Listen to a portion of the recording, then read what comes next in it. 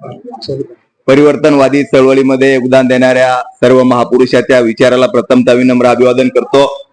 आज या ठिकाणी होत असलेली जागर परिषद, आरक्षण वर्गीकरणाच्या बद्दलच्या जागर परिषद या ठिकाणी होते।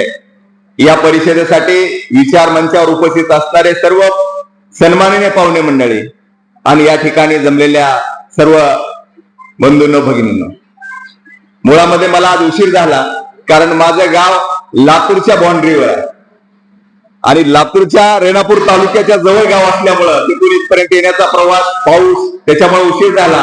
प्रथमतः श्रावण दादाची मी आज व्यक्त करतो की मला उशीर झाला संयोजन समितीचे। मी थोडक्यातच बोलतो कारण मला कुणाचंच या ठिकाणी ऐकायला मिळालं नाही, परंतु मी समजून घेईन चॅनलच्या माध्यमातून। या ठिकाणी आमचे सहकारी समाधान वाणीच्या चॅनलवर मी बघणार आहे। मित्रांनो, जे आरक्षण वर्गीकरणाची चळवळ या ठिकाणी भारतामध्ये उभा टाकलेली आहे, ही चळवळ ही आता टाकलेली चळवळ नाही, तर ही जाणून बुजून षडयंत्र करून उभा टाकलेली चळवळ आहे। ही आधी आपल्याला समजून घ्यावी लागणार आहे। मान्यवर काशीराम साहेबांच्या माध्यमातून या ठिकाणी अनुसूचित जातीची माणसं सत्ताधारी होण्याचं स्वप्न पाहत होती आणि ही माणसं सत्ता हातामध्ये घेतात की काय, आणि यांचा जर समूह एकत्र राहिला तर उद्याच्या प्रधानमंत्री पदावर हे दावेदारी ठोकतात की काय, हे आपण समजून घेतलं पाहिजे भावांनी। आणि मी जेव्हा या महाराष्ट्राचा विचार करतोय सामान्य कार्यकर्ता म्हणून, बाबासाहेबांची चळवळीत स्वयंप्रेरणेने एकनाथ आवाडांच्या माध्यमातून जे भीम म्हणणारी आणि मांगाची पोरं या महाराष्ट्रामध्ये, या बीड जिल्ह्यामध्ये तयार झाली असताना ज्येष्ठ बांधव म्हणून आम्हाला तुमच्याकडून जी काही अपेक्षा आहे, मुळामध्ये या महाराष्ट्राच्या वर्गीकरणाची चळवळ माझ्यासारखा तरुण या ठिकाणी मांगामध्ये असताना आम्ही विरोध करतोय, आम्हाला तुम्ही पाठबळ दिलं पाहिजे।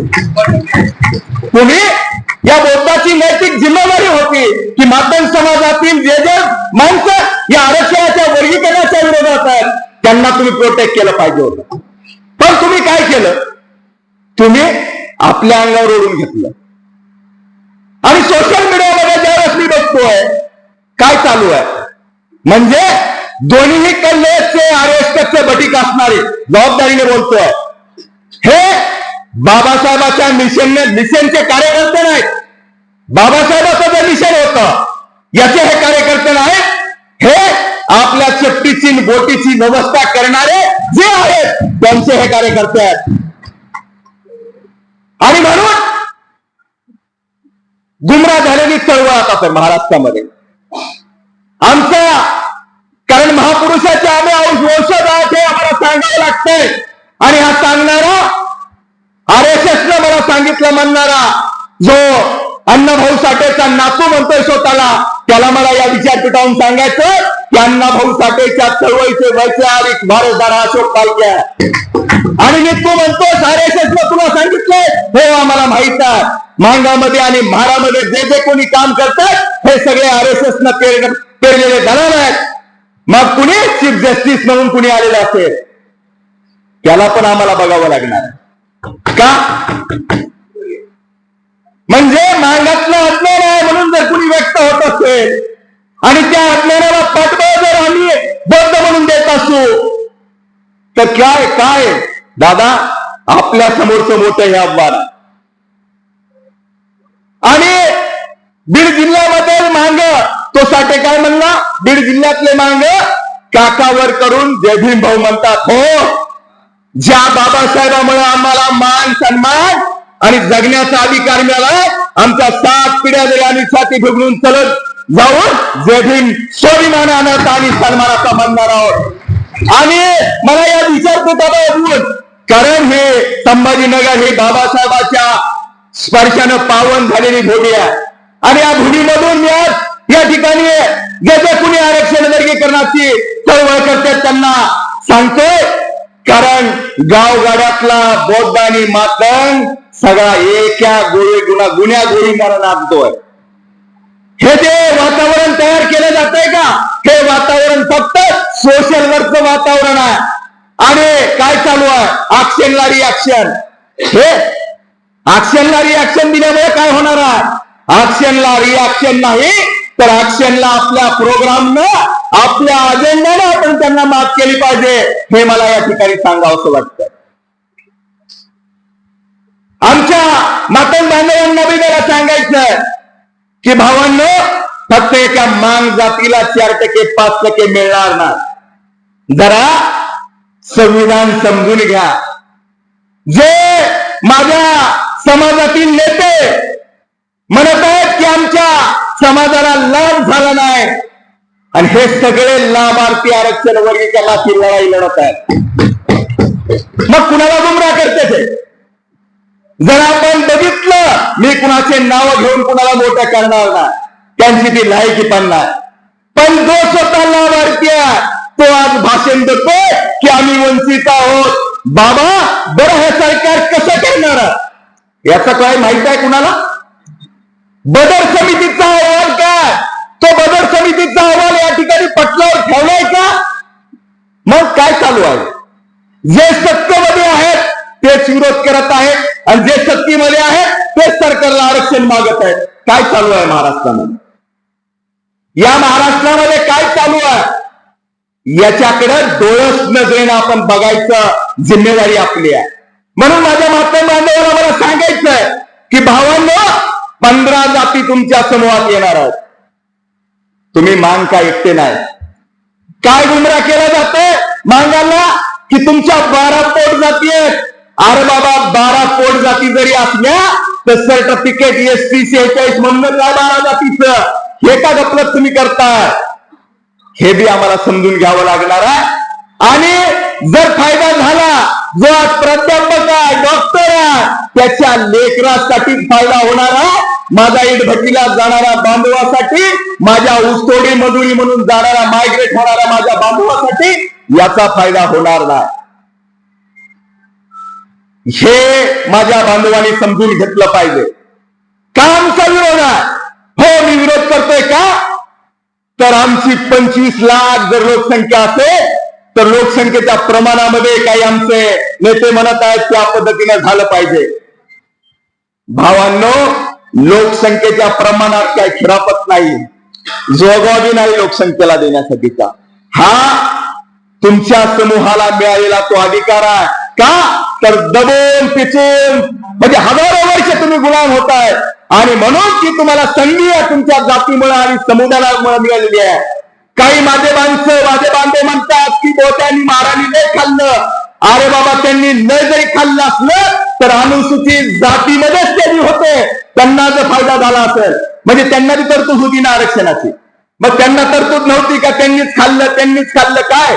जर भाषण बघितले, आणि तो इंसे नावाचा तुमच्या जालन्याचा शेजारी असणारा तो म्हणतोय की हा महाराष्ट्र फुले शाहू बाबासाहेबांचा नाही, अण्णाभाऊंचा नाही. त्या इंचेला मला सांगायचंय, तुला जरी वाटत असेल की आधुनिक पेशवाई या ठिकाणी महाराष्ट्रामध्ये आली आणि ती देवेंद्र फडणवीसच्या ताब्यात आहे, देवेंद्र फडणवीस पेशवाईचा प्रमुख आहे, किती जरी तुमच्या पिढ्या आल्या गेल्या, संपून गेल्या, तरी हा महाराष्ट्र फुले शाहू आंबेडकराचाच आहे आणि तो त्यांचाच राहणार आहे. कुणीही बाजार गुंगा येईल, काही म्हणेल, त्यांना काही फरक पडणार नाही. कुणी जरी बाजार गुंगा आला, त्याला ते काम दिलंय बापानं, तो सोप पद्धतीनं सांभाळतोय, तर तू RSS ची दलालीच कर आणि महाराष्ट्रामध्ये मांगा आणि महाराष्ट्रात दंगली झाल्या पाहिजे असं जर तुम्हाला वाटत असेल देवेंद्र फडणवीस साहेब, तर जे तुम्हाला जर वाटत नसेल, खरंच या महाराष्ट्रामधला भाईचारा कायम राहिला पाहिजे असं जर वाटत असेल, तर सोशल मीडियावर व्यक्त होणारे जे कोणी भाडखाऊ आहेत यांचे अकाउंट पहिलं बंद करा, त्यांच्यावर गुन्हे दाखल करा. याच्याशिवाय महाराष्ट्रातलं वातावरण चांगलं राहणार नाही. हे या देवेंद्र फडणवीस साहेबांना या मीडियाच्या माध्यमातून या विचारते भावना आज मी त्यांना सांगू इच्छितो. आणि महाराष्ट्रातलं वातावरण माझ्यासारखा अशोक पालके एकटा नाही, लक्ष्मीकांत शिंदे एकटा नाही, आम्ही मुख्यमंत्री साहेबाला भेट मागतोय दादा. आज 25 दिवस झालं आम्हाला मुख्यमंत्री भेट देत नाही, कारण आमचं निवेदन हे अनुसूचित जातीचं उपवर्गीकरणाच्या विरोधातलं आहे, म्हणून आम्हाला भेट सध्या मिळत नाही. म्हणजे हे षडयंत्र, आणि हे षडयंत्र ओळखून आपल्याला पावलं टाकावी लागणार आहेत, आणि ते पावलं आपल्यामधला आपसी भाईचारा कायम राहील या पद्धतीने राहिले पाहिजे. अहो, आम्ही बाबासाहेबांची जातीयांताची चळवळ लढणारे आम्ही कार्यकर्ते आहोत. आम्ही फक्त भाषणबाजी करणारे नाही, हे बी आपण समजून घ्या. धम्माची चळवळ बौद्धानंतर जर या ठिकाणी महाराष्ट्रामध्ये जर आता कुणी चालवत असेल तो मातंग चालवत आहे, हे बी माझ्या बौद्ध बांधवांनी लक्षात ठेवलं पाहिजे. त्यांना बी या ठिकाणावरून मी सांगतो, जे कारण आम्ही सहन झालो, परंतु एकनाथ आव्हाड माझे नेते म्हणायचे, माझे नेते एकनाथ आव्हाड म्हणायचे, बौद्धवाड्यातला बौद्ध धम्म मांगवड्यामध्ये रोड पार करून जात नाही. हे इथल्या बौद्धाला चॅलेंज वाटतंय का नाही? हे इथल्या म्हणजे युरोप मधला ख्रिश्चन धर्म मागवण्यात येतो, परंतु बौद्धवाड्यातला बौद्ध धर्म रोड पार करून मागवण्यात जात नाही. हे इथल्या बौद्धाला चॅलेंज वाटते का ना, असे एकनाथरावजी आव्हाड साहेब म्हणायचे.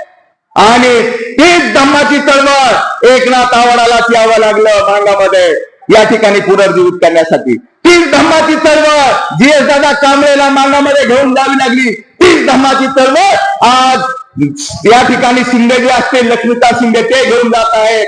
मग मांग चळवळीत नाही, हा जो ब्लेम तुम्ही लावता त्या ब्लेमचा बी या ठिकाणी मी विचार निषेध करतो. वेळ भरपूर झालाय, मला 5 मिनिटाची संधी दिली होती. मी भावांनो, आपण जबाबदार आंबेडकरवादी म्हणून काहीतरी निर्णय घेऊन या ठिकाणून बाहेर पडावं, आणि आजच्या या जी आपली जागर परिषद होती, या जागर परिषदेमधून ठराव घ्यावे अशी मी संयोजन समितीला विनंती करतो, आणि याच ठिकाणी थांबतो. जय हिंद, जय भारत.